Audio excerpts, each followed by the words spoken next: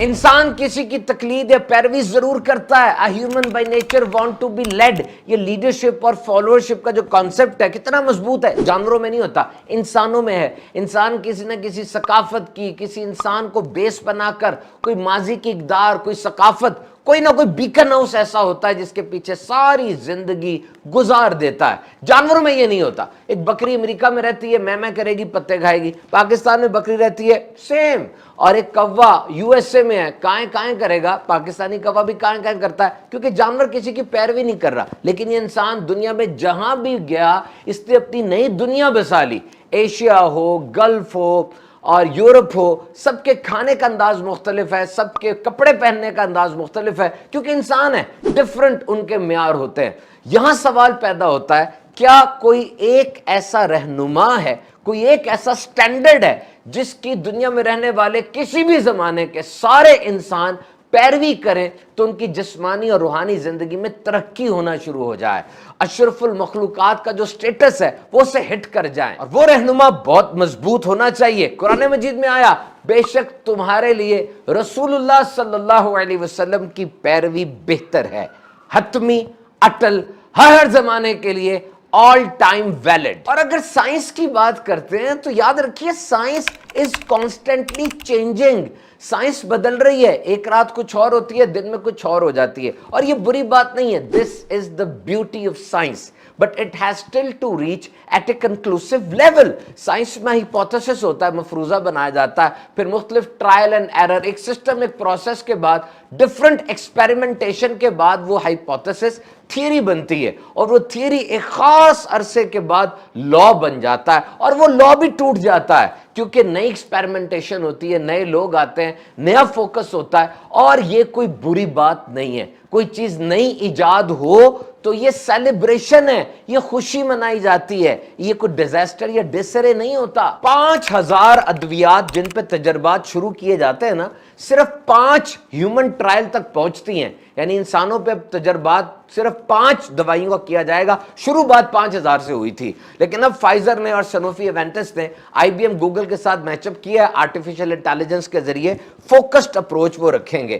بہرحال ملیریا کے بارے میں پہلے کہا جاتا تھا یہ گندی ہوا سے پھیلتا ہے, اب کہتے ہیں مچھر سے پھیلتا ہے. Science is a constant development process, یہ تبدیل ہو رہی ہے, بڑھ رہی ہے. اور ایک ڈاکٹر صاحب کے پاس مریض آتے ہیں, ڈاکٹر صاحب دیکھتے ہیں اور وہ جو ٹربل شوٹنگ اور ڈائگنوسس, پرسکرپشن اور فکس کرتے ہیں, تو اکثر اوقات ڈائگنوسس تبدیل ہو جاتی ہے, پتہ نہیں چل پا رہا ہوتا. بلڈ ٹیسٹ کو بھی رہنما بنا کے چل رہے ہوتے ہیں, غلطیاں ہو جاتی, ہیومن ایرر ہوتا ہے. اور اب نبی مکرم صلی اللہ علیہ وسلم کی شان ملاحظہ کیجئے. ایک صحابی پیارے آقا علیہ الصلوۃ والسلام کے پاس آ کے عرض کرتے ہیں, میرے بھائی کو دست آ رہے ہیں, علاج ارشاد فرمائیے. نبی مکرم صلی اللہ علیہ وسلم نے فرمایا شہد پلاؤ. اور جب شہد پلایا گیا مریض کو, دست بڑھ گئے. عرض کی یا رسول اللہ صلی اللہ علیہ وسلم اب تو دست اور بڑھ گئے ہیں, اب کیا کروں؟ فرمایا شہد پلاؤ. اور اس کے بعد حالت اور خراب ہو گئی, اور دست بڑھ گئے. پھر عرض کی یا رسول اللہ صلی اللہ علیہ وسلم کیا کروں؟ حکیم اعظم صلی اللہ علیہ وسلم نے اپنے پیغمبرانہ عزم و جلال کے ساتھ ارشاد فرمایا اللہ سچا, تیرے بھائی کا پیٹ جھوٹا ہے, دوبارہ شہد پلاؤ. اور اب جو شہد پلایا بھائی کو مکمل شفا مل گئی. یہ شان ہے ہمارے آقا صلی اللہ علیہ وسلم کی. لیکن یاد رہے سنت کے اندر بھی جو غذا بطور دوا بتائی جاتی ہے اسے دور حاضر میں طبیب ڈاکٹر سے پوچھے بغیر استعمال نہیں کرنا, کیونکہ عربوں کے مزاج مختلف ہیں. اور یہ تو شانیں بہت رفیع ہیں, بہت عظیم الشان بات ہے کہ پیارے آقا صلی اللہ علیہ وسلم وہ جو حکم فرمائے وہی ہوتا ہے, ویسا ہی ہوتا ہے. ہم حالات کو دیکھ کر فیصلہ کرتے ہیں. نبی پاک صلی اللہ علیہ وسلم چاہیں آپ کی دعا سے, آپ کے حکم سے, تو حالات بھی آپ کے تابع ہیں. تو کہنے والے کی اتھارٹی کیا ہے اس کو دیکھا جائے گا. تو ساری اتھارٹیز کے اوپر جو اتھارٹی ہے وہ بلا شبہ نبی آخر الزمان صلی اللہ علیہ وسلم کی ہے. نبوت تو ختم ہو چکی ہے لیکن دین تو باقی ہے نا, اور یہ دین میرے آقا علیہ الصلوۃ والسلام کے دامن رحمت سے برستی ہوئی پھولوں کی برسات ہے. اور ختم نبوت کا یہی تو سبق ہے کہ دنیا کے ہر مسئلے کا حل اس ایک ذات میں اور اس ایک کتاب میں موجود ہے. Every book is having some mistakes. ہر کتاب میں غلطی ہو سکتی ہے، ایکسپلیسٹلی یا امپلیسٹلی کتاب کا مصنف لکھ دیتا ہے کہ میری کتاب میں غلطی ہو بتا دینا، ٹھیک کر دوں گا، لیکن قرآن مجید کے بارے میں ارشاد ہوا لا ریب فیہ، یہ وہ کتاب ہے جس میں غلطی تو کیا شبہ تک کی بھی گنجائش نہیں۔ جس وقت قرآن مجید نازل ہوا 7th سینچری کی بات ہے، اور جو معلومات جو چیزیں قرآن دے رہا ہے اس وقت کوئی سوچ بھی نہیں سکتا تھا۔ 7 آسمانوں کی بات، پہاڑ، زمین پر گاڑی ہوئی میخیں، ماں کے پیٹ میں 3 اندھیروں کے اندر بچوں کی پیدائش، اور یہ آسمان اور زمین بند تھے، ہم نے انہیں کھولا، زمین سے سبزہ اگایا، آسمان سے بارش برسی، سورج اپنے ٹھہرنے کے وقت تک چلتا رہے گا، اے انسانوں جنوں کے گروہ تم زمین سے نکل جاؤ، جہاں بھی جاؤ گے اس اللہ کی سلطنت ہے، ہم نے ہر جاندار کو پانی سے بنایا، سورج اور چاند اپنے مدار پر گردش کر رہے ہیں۔ یہ ساری باتیں ہماری آنکھیں کھولنے کے لیے کافی ہیں۔ اور اب اگر کوئی یہ کہتا ہے کہ مجھے اپنے مسائل کا حل ڈائریکٹلی قرآن سے ایک دم نہیں مل جاتا، نظر نہیں آتا،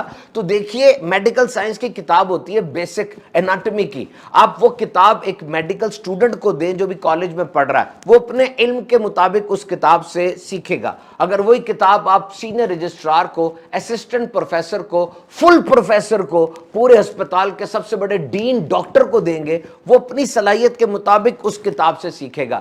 یعنی یہ ایک طالب العلم کی صلاحیت ہوتی ہے، اس کے اندر کتنا کچھ ہے جو وہ کتاب سے نکال سکے۔ مولا کائنات حضرت علی شیر خدا کرم اللہ تعالی وجہہ الکریم فرماتے ہیں میں چاہوں تو سورہ فاتحہ کی تفسیر سے 70 اونٹوں کو بھر دوں۔ It depends upon you، آپ کا کتنا علم ہے، اس حساب سے قرآن سے آپ باتیں اخذ کرتے چلے جائیں گے۔ تو قرآن کا مقابلہ کسی اور کتاب سے نہیں کیا جا سکتا۔ قرآن صرف معلومات کی کتاب نہیں ہے، یہ کتاب حیات ہے، بہت سے مقاصد ہیں۔ قرآن مجید نے اس بھٹکتی ہوئی انسانیت کو خدا واحد کے سامنے جھکانا بھی ہے، ہمدردی کا اور مساوات کے اصول بھی سکھانے ہیں، اخلاقی بیماریوں کا قلع کما کر کے حسن اخلاق کا گلشن بھی آباد کرنا ہے، عورتوں کی زبوحالی اور غلاموں کی بے بسی کو ختم کر کے انہیں معاشرے میں ایک بلند مقام بھی عطا فرمانا ہے۔ قرآن روح کی غذا ہے۔ مسلمان نماز کے اندر یا نماز کے علاوہ بھی قرآن مجید کی کوئی بھی سورت یا آیت پڑھے، یہ اس کے لیے روح کی غذا ہے۔ تو اسلام اور سائنس، بلا شبہ سائنس بہت اہم ہے، آج سائنس نے بہت سے کمالات کیے، ڈیوریبلٹیز، لگژریز کی ایک لسٹ ہے جو سائنس نے آج ہمیں دی، لیکن اگر سائنس کا اختلاف رکھتی ہے تو اس کا مطلب یہ ہے کہ سائنس میں مزید ریسرچ کی، مزید تحقیق کی ضرورت ہے، اور اس تحقیق کا کمال یہی ہوگا کہ سائنس اسلام کے تابع ہو جاتی ہے، اور اسلام سائنس کے یقیناً اوپر ہے اور ہمیشہ اوپر رہے گا۔ پڑھتے رہیے، سمجھتے رہیے، قرآن مجید پڑھیے اور سنت نبوی سے بھی رہنمائی حاصل کرتے رہیے۔